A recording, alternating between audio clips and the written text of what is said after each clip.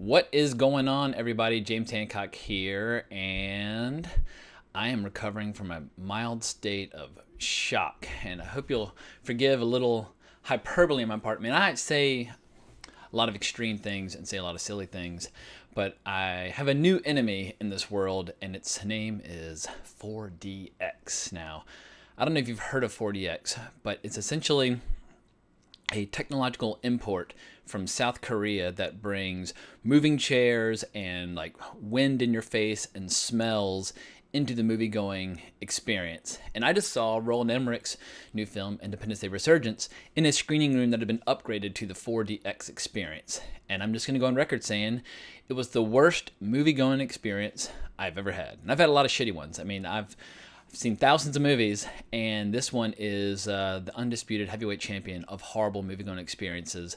And it feels like adding flashing lights and smells and like spray and all this other stupid shit is basically like a really flimsy, kind of misguided attempt to distract moviegoers from realizing just how awful the movie being projected in front of them might actually be. I mean, basically, it adds nothing to the story, and it jolts you out of your what hopefully will be an immersive experience every couple of seconds. I mean, for me, when I go to an escapist piece of entertainment, whether it's fantasy, sci-fi, superheroes, whatever, I want to be absorbed into another world for a while. But this, every couple of seconds, the chair jolts or a little spray thing goes tsk, tsk, like somebody like farting in your face. I mean, it is completely ridiculous. And after a couple of minutes, I got up and sat on the stairwell beside me because I was first and foremost just getting motion sickness, but I wanted to actually watch the fucking movie. I'll put it this way, like, I complain a lot about people texting in movie theaters or people talking in movies, like people showing up late, like, bad behavior. 40X is dramatically worse than any of that. I mean, I would rather sit in a theater full of people texting and talking on their phones and like kicking my seat and farting on me and breathing halitosis on me than ever experience the 4DX experience again. It makes me irate that I actually paid for the 4DX experience. And since the dawn of movies, a lot of hucksters have tried a lot of gimmicks to lure people into the theater. I mean, very famously in 1959, William Castle had this process called a percepto. It was a very short-lived phenomenon where he would add electric shocks to certain chairs so that when watching the movie The Tingler, you would get shocked and think the Tingler was getting you.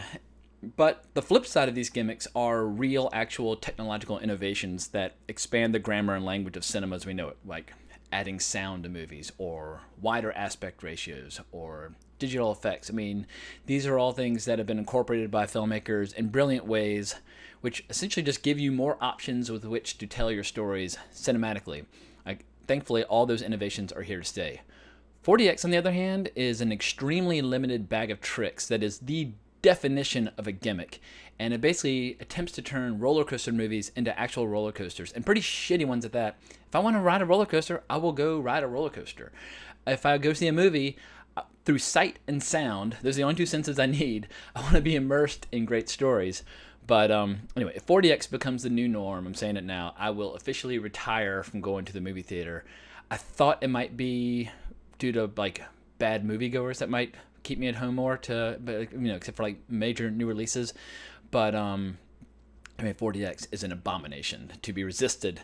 So now that I've got that rant out of my system, let me actually move on to reviewing the movie at hand. When I first saw the trailer to Roland Emmerich's sequel to his 1996 film Independence Day, people need to remember that was a movie that played a huge role in sparking the late 90s event movie boom. I rightly assumed that this new movie would basically be the exact same movie as the first, but with some changes in cast and maybe some improvements in special effects. I mean, it's been 20 years. And after seeing the trailer to the new movie, I remember thinking to myself that Independence Day Resurgence might be the least anticipated sequel ever made. I mean, I seriously doubt there's any market research out there suggesting that there's some massive demographic that's just clamoring for the movie. Like, oh, my life won't be complete until I see a sequel to a pretty forgettable, effects-driven event movie from the mid-late 90s. But be that as it may, some folks do have sentimental love for the first one, and I figured I should go see this movie, if only to have an educated opinion about where Roland Emmerich stands today as a filmmaker. I mean, I haven't seen a lot of his recent movies. I mean, I think after Godzilla and the Patriot, I started rapidly losing interest in his body of work, his oeuvre. But this new movie is neither better nor worse than the first one. It offers no surprises of any kind. I'm almost impressed by how almost religiously it adheres to the formula of the first, to the point where there are no surprises of any kind. Like, it actually took like an act of will on their part not to offer any surprises. I mean, apart from a few minor wrinkles in plot, Independence Day Resurgence is basically the exact same movie as the first, but with a fresh coat of paint. And perhaps it will be embraced by a new generation of fans and moviegoers, but my suspicion is that this movie will probably play well with people who want to be reminded of the glee they felt when they saw the White House get blown up in the first one 20 years ago. I mean, a lot of people forget just how groundbreaking that shot was at the time. It was probably maybe the most effective piece of movie marketing of the 1990s, and it would probably play a large role in the amount of money that movie made. Because basically, apart from that shot, there wasn't much that movie had to offer. I mean, obviously, it helped establish Will Smith as a bankable movie star who basically dominated July 4th for a couple of years in a row. And like after that, he had Men in Black. I can't remember what 98 was, but anyway, for a couple of years in a row, July 4th was his weekend. But as you can probably gather, Independence Day Resurgence it's not a movie for me, and I might have had some fun watching it if not for the loathsome 4DX experience that I paid for like a complete fool. I mean, I feel a little sorry for Liam Hemsworth because I feel like this guy just cannot find a cool action franchise. Like Expendables 2 was pretty silly. Those Hunger Games movies, most of them are, except for the first one, are kind of dog shit. And here we are with Independence Day. I feel like, can we just find him like a Marvel character to play so that he can enjoy some of the success of his big bro?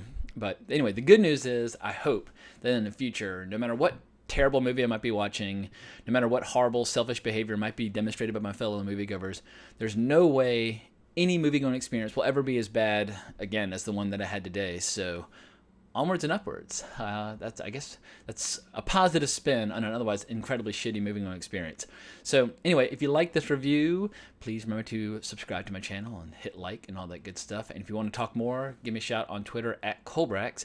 But thank you so much for listening, and I'll be back at you in the very near future.